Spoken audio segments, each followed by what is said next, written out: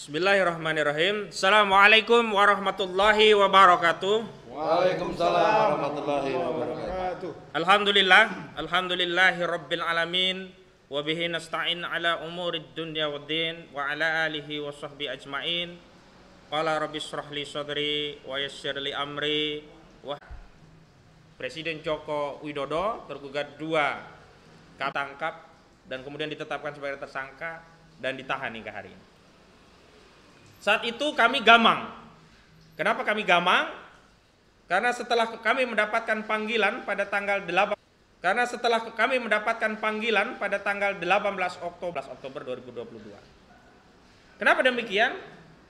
Karena penetapan tersangka yang dilakukan oleh penyidik Direktorat Bareskrim Mabes Polri itu tidak bisa dilepaskan dengan materi muatan tentang ijazah palsu. Ya, memang klien kami ini Bambang Tri dan juga Gus Nur akhirnya dan menunjukkan ijazah haknya, tidak hadir dan tidak kemudian punya kepentingan untuk menutup perkara ini, dan akhirnya kasus ini bergulir sampai hari ini. Namun dalam perjalanannya ada problem bagi kami jika perkara ini kami lanjutkan, yakni problem terkait pembuktian di persidangan, karena kami terus terang tidak menduga klien kami Bambang Tri ini ditangkap dan ditahan. Padahal klien kami yang punya akses kepada saksi-saksi dan data-data yang menjadi bahan-bahan pembuktian. Dan tentu saja ini akan berpengaruh pada proses persidangan. Karena itulah kami kemudian bermusyawarah untuk memutuskan apa yang terbaik bagi klien kami.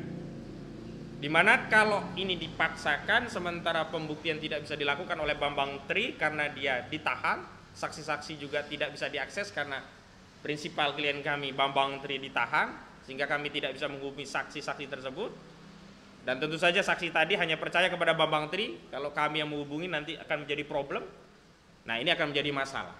Dan karena itulah kami mengambil opsi untuk mencabut perkara, dan dengan demikian sesuai dengan ketentuan perdata, kalau gugatan perdata, gugatan perbuatan melawan hukum perdata dicabut sebelum masuk ke pokok persidangan, pokok perkaranya, belum ada jawaban dari tergugat, maka kasus dianggap tidak ada atau case close dengan status 00 atau seri. Nah, itu yang penting.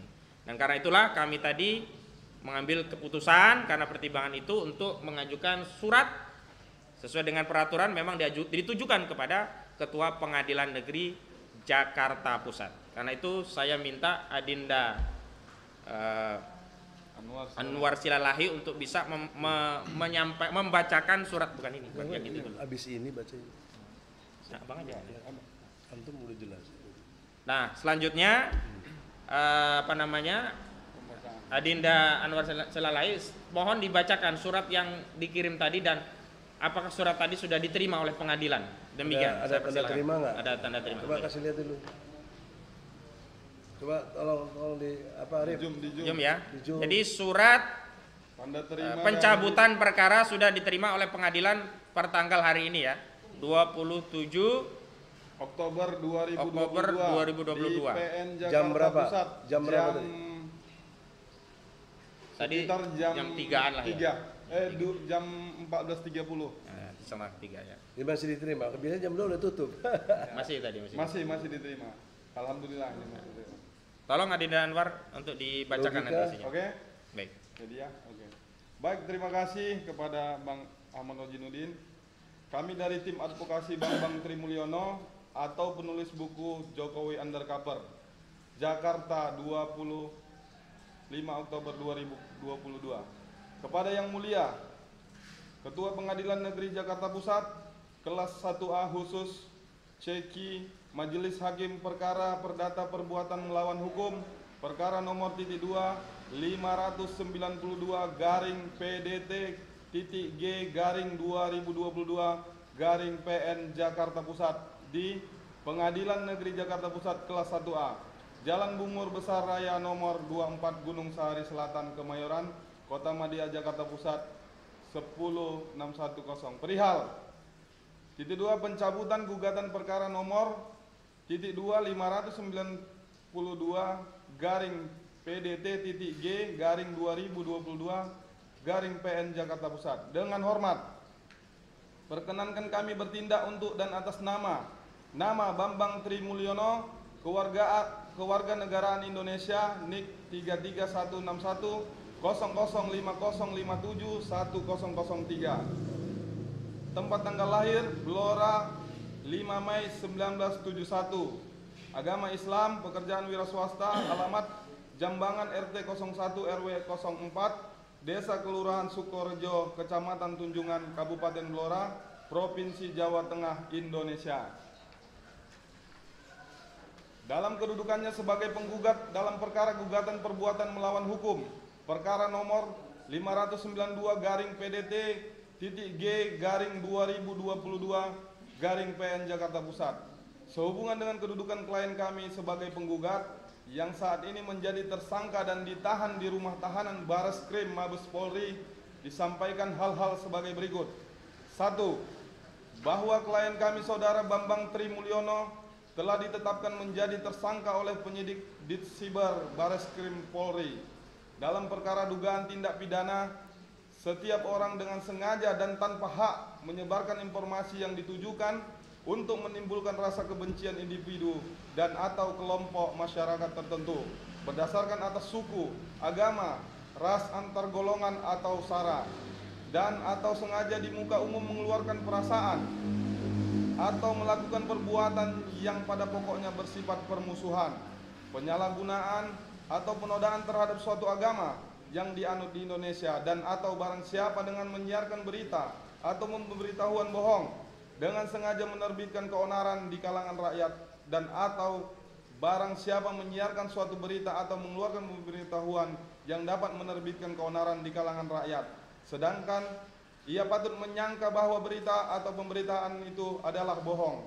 dan atau barang siapa yang menyebarkan kabar yang tidak pasti atau kabar yang berlebihan atau kabar yang tidak lengkap, sedangkan ia mengerti atau setidak-tidaknya patut dapat menduga bahwa kabar demikian akan atau mudah dapat menerbitkan keonaran di kalangan rakyat, sebagaimana dimaksud dalam rumusan pasal 45A ayat 2 junto pasal 28 ayat 2 Undang-Undang Nomor 19 Tahun 2016 tentang perubahan Undang-Undang Nomor 11 Tahun 2008 tentang ITE, pasal 156A huruf A KUHP, dan atau pasal 14 ayat 10 dan ayat 2 Undang-Undang Nomor 1 Tahun 1946 tentang peraturan pidana, dan atau pasal 15 Undang-Undang Nomor 1 Tahun 1946 tentang peraturan pidana.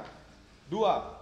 Bahwa klien kami saudara Bambang Trimulyono selaku penggugat telah ditahan oleh penyidik Ditseber Bareskrim Polri di Rutan Bareskrim Polri sejak tanggal 14 Oktober 2022. 3. Bahwa untuk kepentingan pembuktian persidangan seluruh dokumen dan saksi-saksi yang berkenaan dengan perkara nomor 592-G-2022 PN Jakarta Pusat sangat bergantung pada klien kami, sehingga kami tidak dapat melanjutkan persidangan sebelum proses hukum pidana terhadap klien kami selesai, dan klien kami dapat hadir mempersiapkan bukti-bukti dan saksi-saksi di persidangan.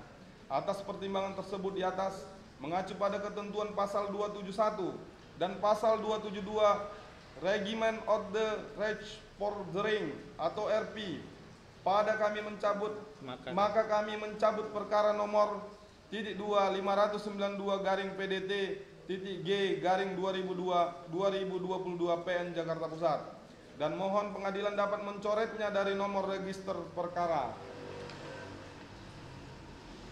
Dengan surat pencabutan ini, kami juga menyampaikan izin untuk tidak hadir dalam panggilan sidang tanggal 31 Oktober 2022 mendatang, dan mohon agar surat pencabutan ini dijadikan dasar penghentian proses persidangan. Demikian surat pencabutan perkara ini kami disampaikan. Terima kasih. Hormat kami, kuasa hukum penggugat, Profesor Dr. Haji Egy Sujana SH MSI, Advokat Ahmad Hojinuddin SH, Advokat Yasin SH, Riki Patamajaya Munte SH. Ini bagian dari tim non litigasi. Dan untuk yang tim litigasi kami juga memang siapkan tim yang lain, dan mohon untuk dibacakan pernyataannya. Baik, pernyataan hukum tim hukum Bambang Trimulyono.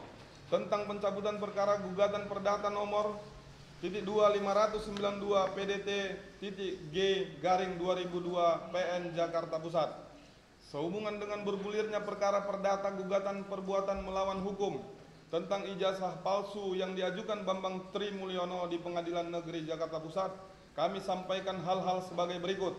1. Bahwa gugatan perkara nomor 592 garing PDT titik G garing 2022 garing PN Jakarta Pusat diajukan oleh klien kami bukan semata atas pertimbangan pribadi, melainkan juga mempertimbangkan kepentingan seluruh rakyat Indonesia tersebut. 2. Bahwa atas keadaan yang tidak kami duga, klien kami ditangkap oleh Bareskrim dan ditahan di rutan Bareskrim setelah kami mendaftarkan gugatan pada tanggal 3 Oktober 2022. Tidak berselang lama, klien kami Bambang Tri Mulyono ditangkap pada tanggal 13 Oktober 2022. 3. Bahwa pada awalnya kami sangat yakin bisa melanjutkan perkara ini karena semestinya penyidik menghormati Perma nomor 1 tahun 1956 yang mengamanatkan proses perdata didahulukan daripada kasus pidananya. Karena itu, kami optimis hadir pada persidangan perdana pada tanggal 18 Oktober 2022.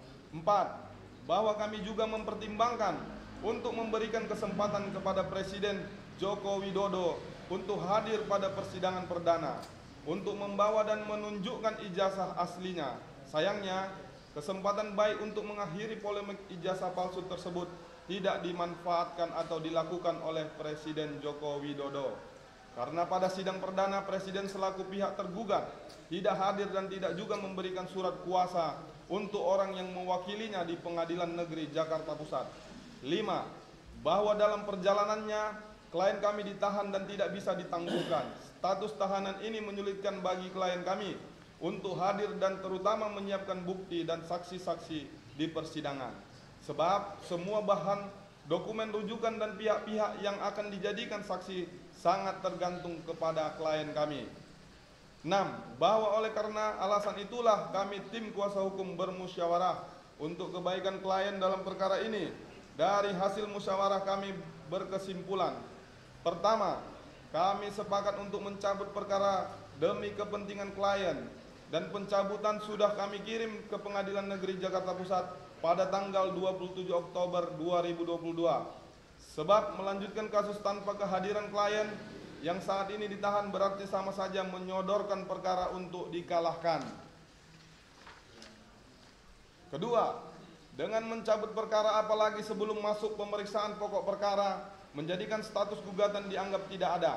Nomor perkara dicoret dari register perkara dan tidak perlu persetujuan tergugat. Skor perkara menjadi seri 00. Ketiga, selanjutnya kami dapat berkonsentrasi pada kasus pidana yang dialami klien kami.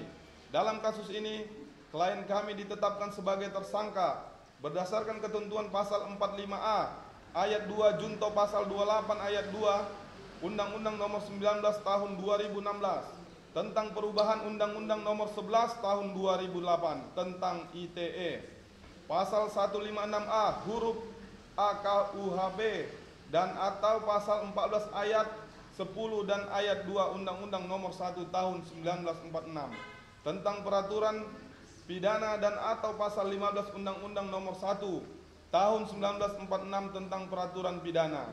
Belum lagi kami juga harus membela Gus Nur dalam kasus yang sama. Gus Nur juga ditetapkan menjadi tersangka berdasarkan ketentuan pasal 45A ayat 2 junto pasal 28 ayat 2 Undang-Undang Nomor 19 Tahun 2016 tentang perubahan Undang-Undang Nomor 11 Tahun 2008 tentang ITE, pasal 156A huruf A KUHP dan atau pasal 14 ayat 10 dan ayat 2 Undang-Undang Nomor 1 Tahun 1946 tentang peraturan pidana dan atau pasal 15 Undang-Undang Nomor 1 Tahun 1946 tentang peraturan pidana. Demikian pernyataan hukum disampaikan Jakarta 27 Oktober 2022. Ketua Tim Advokasi Profesor Dr. Egy Sujana SH MSI, Koordinator Advokat, dan Ahmad Hojinuddin SH sebagai advokat. Terima kasih, itulah dari pembacaan yang telah kita sampaikan. Kita kembalikan kepada Bang Egy sebagai koordinator tim advokasi. Ya, silakan kepada Bang Egy untuk memberikan Iya. sarah atau penjelasan terhadap langkah hukum yang kita tempuh yang memang kita ketahui adalah bagian dari upaya untuk melindungi kepentingan klien kami. Ya, kalau kami tidak cabut, perkara kalah pada pokok perkara, maka klien kami kehilangan hak hukum. Tapi kalau perkara ini kami cabut, klien kami masih memiliki hak hukum.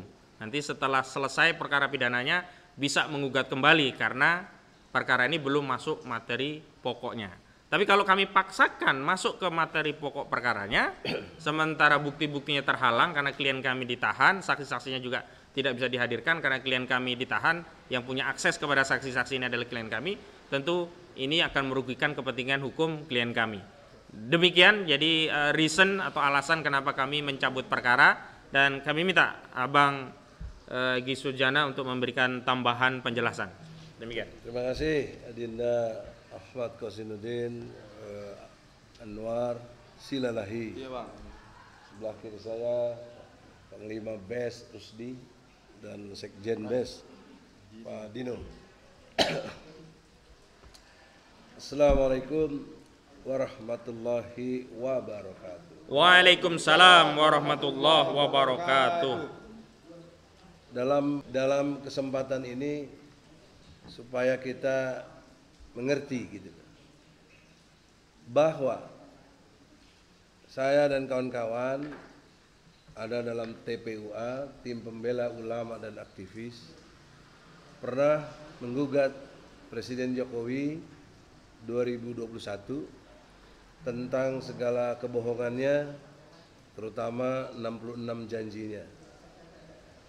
Prinsipalnya ada Presiden PPMI, tapi yang sudah almarhum atau mendiang.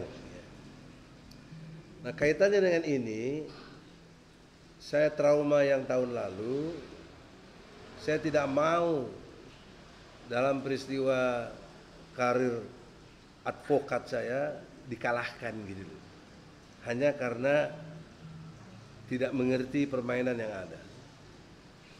Karena dalam dugaan saya, dalam perasaan yang terdalam yang saya alami dalam zikir-zikir saya juga, perenungan saya, istiqoroh saya, itu bahasa kasarnya dalam pengertian bahasa gaul kita, istilahnya sampai kepala lo botak bekutil juga gak bakal bisa menang gitu loh, kalau situasinya masih dalam kendali kekuasaan seperti ini. Siapa yang berani menjamin hakim tidak ditekan? Nah, itu kan bukan prajudas karena saya sudah mengalami. Gitu. Kalau saya belum mengalami, salah. PR, kalau Anda punya rasa tanggung jawab, Anda punya kerisauan yang amat sangat dengan situasi yang ada, daya kepo yang luar biasa dari rakyat ingin tahu presiden kita, kekuatan memanggil presiden. Saya nggak bisa. Kita semua tim ini punya keterbatasan. Minta klien ditangguhkan atau dihadirkan ini kan nggak bisa. Kalian DPR punya, karena kalian wakil rakyat, kalian setara dengan presiden. Bahkan menurut pasal 5 ayat 1, Anda dan presiden lah yang membuat hukum di negeri ini. Jungto pasal 20, Jungto pasal 21, Undang-Undang Dasar 45. Maka oleh karena itu, dengan segala hormat kepada DPR yang dipimpin oleh Ibu Puan, apalagi mau capres kita dengar, gunakanlah kewenangan yang Anda miliki untuk panggil presiden, bisa hak interpelasi, bisa hak angket, bisa hak untuk bertanya. Itu kewenangan DPR konstitusional. Kita tidak punya. Dan kalaupun lewat majelis hakim, hakim hanya sampai batas menyatakan asli atau tidak. Tidak bisa mendesak MPR, nggak bisa mendesak siapapun untuk melakukan pencopotan kepada presiden. Tidak bisa. Yang bisa itu kalian, MPR, DPR. Ya. Dan sekarang ada tambahan instrumen DPD Karena DPD 100 sekian anggotanya itu including anggota MPR. Jadi saya kira perpindahan dari peristiwa hukum perdata sekarang bisa juga ada pidananya. Tadi karena palsu ada diatur di dalam pasal 263 KUHP, itu bisa diproses ya kalau sudah terbukti palsu, dan juga bisa wilayah hukum tata negara. Nah, kemudian dengan kita menyatakan tidak hadir hari Senin, masyarakat yang masih punya animo untuk hadir ya itu hak Anda. Saya tidak menyarankan, tapi saya tidak datang karena tidak ngapain datang untuk dikalahkan, ngapain gitu. Sementara kita udah himbau waktu tanggal 18 Oktober Presiden dengan hormat kita bilang hadir, nggak hadir. Memberi kuasa hukum pun tidak.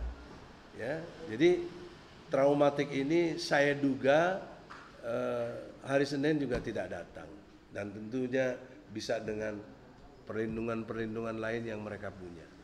Kita tidak punya apa-apa. Nah, dengan kita cabut keadaan seri 0-0 seperti tidak ada kasus, ya sudah. Jadi masyarakat jika yang keponya bersangat-sangat dan ingin, apalagi yang punya kepentingan-kepentingan tertentu, saya tidak tahu, saya nggak ada kepentingan untuk itu, buktinya saya cabut, ya. Kepentingan apa saya? Ya, itu adalah kalian bisa class action kah, ya? Nggak perlu minta surat kuasa dari Bambang Tri, nggak perlu. Kalian bisa berkelompok-kelompok atau beberapa kelompok karena keponya kepada Presiden Jokowi untuk tahu asli tidaknya, silakan Anda gugat class action. Saya kira jelas, tegas, sederhana, tidak berbelit-belit, tidak ada unsur ketakutan atau apa, ini peristiwa hukum biasa. Ada tambahan? Cukup. Mungkin ada dari kawan-kawan pertanyaan? Ya, silakan. Ini kan hari tanggal 31 sidang. Ya. Bagaimana 31. sikap dari pengacara Pak? Yang keras, kalau mic-nya jauh nih. Iya, ya, udah. Tanggal 31 Bang, kita ada jadwal sidang. Sikap kita register perkara dan dianggap tidak ada. Begitu. Jadi tidak perlu kami hadir lagi gitu. Kalau kami juga dipanggil-panggil ya kami tidak hadir. Kalau kemudian dianggap gugur ya sama juga. Ya, gugatan gugur sama gugatan dicabut itu sama. Statusnya perkara dianggap belum pernah diperiksa. Nah, ini yang kami ingin selamatkan kepentingan klien kami. Kenapa? Kalau kita paksa masuk pada pokok perkara padahal buktinya tidak kuat, dikalahkan, nah kita nggak bisa gugat baru. Dan kita sakit hati dong. Kenapa? Dan klien kita yang kepentingannya harusnya bisa gugat lagi, nggak bisa. Kita sudah menutup kepentingan klien kita. Dengan kita cabut, klien kita nanti bisa gugat, baik dia gugat sendiri atau masih pakai kita lagi atau pakai kuasa hukum yang lainnya, masih bisa. Karena ini perkara perdata. Jadi begitu posisi hukumnya, mohon maaf, kami memang tidak hadir karena memang tidak ada kepentingan lagi. Setelah kami tanda tangani pencabutan ini dan suratnya sudah di atas materai, kami kirimkan ke ketua pengadilan. Dan PN sudah terima. Pengadilan negeri sudah menerima, sehingga kami tidak punya kewenangan dan tidak punya kepentingan hukum lagi untuk menghadiri sidang tanggal 31 Oktober 2022. Begitu. Tapi bagaimana, ada yang menggugat lagi bisa? Sebentar, ada pertanyaan lain? Ya. Ya, silakan. Apakah masyarakat bisa melakukan class action Nah, gugatan ini, Pak? Bang Egy silakan. Oh, barusan tadi saya sudah jelaskan, terima kasih pertanyaannya. Class action itu diatur juga ada di peraturan Mahkamah Agung nomor 1, tahunnya saya agak lupa ya, tapi ada dimungkinkan untuk masyarakat. Kalau tingkat dunia itu, kalau Anda pernah perhatikan kasus perbuatan melawan hukum, jadi tiap-tiap perbuatan yang melawan hukum dan menimbulkan kerugian bagi orang lain, maka diwajibkan untuk ganti rugi. Nah, dalam konteks ini kita tidak minta ganti rugi uang atau apa, tapi ganti rugi karena ini peristiwa kebejatan moral gitu loh, atau perbuatan tercela dari seseorang yang melakukan ijazahnya palsu. Nah, tentu class action bisa dimungkinkan untuk minta berilah kejelasan sejelas-jelasnya untuk diketahui oleh masyarakat dengan verifikasi dari pengadilan bahwa validasinya menjadi kuat, ini palsu atau tidak. Nah, kalau itu maka class action dimungkinkan, sangat boleh. Silakan masyarakat jika mau. Ada lagi? Saya pikir kalau sudah tidak ada kita bisa akhiri. Cukup ya? Baik, terima kasih atas kehadiran kawan-kawan media dan mudah-mudahan kita semua dilindungi oleh Allah Subhanahu wa taala, Amin, ya Allah. diberikan pertolongan agar tetap istiqomah dalam perjuangan walaupun aral hambatan, rintangan, gangguan itu selalu datang silih berganti, tapi kita tetap terus melakukan perjuangan karena hidup kita ini ibaratnya dunia itu majra'atul akhirat. Jadi dunia ini kan tempat bercocok tanam untuk akhirat gitu ya. Jadi kita bercocok tanam untuk menanam pahala ya, kebaikan, dan nanti kita akan bisa petik di akhirat gitu. Dan terima kasih sekali lagi atas kehadirannya, kami ucapkan terima kasih. Kami tutup dengan bersama-sama membaca doa kifaratul majelis. Subhanak. Yes.